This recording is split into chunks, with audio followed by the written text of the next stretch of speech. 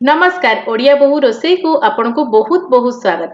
आज ओडिया बहु नेकी आछि माछ बेसर भजा जहाँकि अति स्वादिया होता खाइबा पई गरम हो पखाल हो किमा स्नैक्स हिसाब रे हो जेमिति पारिबे सेमिति खाइ परिबे छुआटू बड़ जाय खाइबा को भारी भल पाई थांती। ताले आज ओडिया बहु ता स्टाइल किपरि बनेछि माछ बेसर भजा चलंतु देखि नबा। माछ बेसर पई प्रथम हम गोटे बढ़िया मसला बनेबा जोथि पई हम नेछि गोटे चम्मच सोरिष गोटे चम्मच जीरा गोटे सुखिला लंका आपण एटी गोटे कंचा लंका मध्य दियंतु बहुत ही बढ़िया फ्लेवर आसीबो। आ 15 ରୁ 16 कोला रसुण गोटे इंच अदा मु नेछि एठी तापरे गोटे फुल साइज रो एटी अनियन नेइतली बड़ साइज रो तापरे तको सब चिकन करके एठी मु बाटी नै आछि। तो एही भलिया बाटिबे तापरे हमें माछ को भलो भाबरे मैरिनेशन करबा। प्रथमे मु एठी टिके हळदी दे दोछि आ आपण एठी रोही माछ भाकुर माछ नै परिबे बहुत बढ़िया लागिथाय। तापरे टिके न काश्मीरी लंका गुंड दे दोछि भलो कलर पई। तापरे टिके स्वाद अनुसार लूण एठी दे दीछि। तापरे बाटी के रखिथिबा बेसर मसला 2 चम्मच देबी। तापरे एठी गोटे चम्मच कंचा सोरिष तेल एठी नेछि।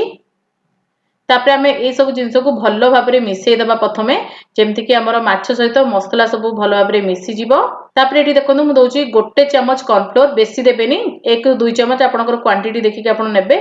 आउ आपण जेले एठी बेसन देइ परिबे रोस्ट करिकि किंतु कॉर्नफ्लोर ता देबा द्वारा हमर कोन होय ना बाइंडिंग बढ़िया हुए हमर मसला ता पूरा माछ सहित लागि कि रहे जेतले हमें फ्राई करथौ। तापरे मु एठी कढ़ाई रे सोरिष तेल दे दोछि आ आपण माछ को गोटे घंटा पूरा भलो से मैरिनेशन कर रखंतु तापरे भाजंतु तो बहुत बढ़िया लागिवो।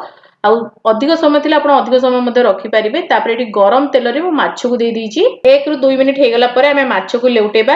आउ एठी देखंतु मु माछ को जेतले लेउटोछि मसला पूरा माछ सहित लागि कि अछि जमा भी तेल रे भासुनी कारण आमे जो कॉर्नफ्लोर मिसैथिले मसला ता पूरा लागि कि रहइबो माछ सहित जमा भी तेल को जीवनी तेनु करी आपण कॉर्नफ्लोर मिसैले आपणकर माछ भजाटा बहुत ही परफेक्ट हबो। तो 1 ରୁ 2 मिनिट परे आपण एटा भलो भाबरे लेउटी दियंतु आ मीडियम फ्लेम रे ही छाडंतु जदरा कि हमर माछटा बहुत बढ़िया भाबरे सिजिवो। तो एठी देखंतु हमर माछ भजा पूरा रेडी हे गेलानी। तो मु एबे काढी दोउची आउ एई माछ भजाटा टिके एमती ब्राउन टाइप रो कलर आसिले बहुत ही बढ़िया टेस्ट लागि थाए। तो आपण पूरा ब्राउन हला पर्यंत भाजंतु तो बहुत ही बढ़िया टेस्ट लागिवो क्रिस्पी लागिवो आ बहुत बढ़िया टेस्ट मध्ये आसीबो आरो।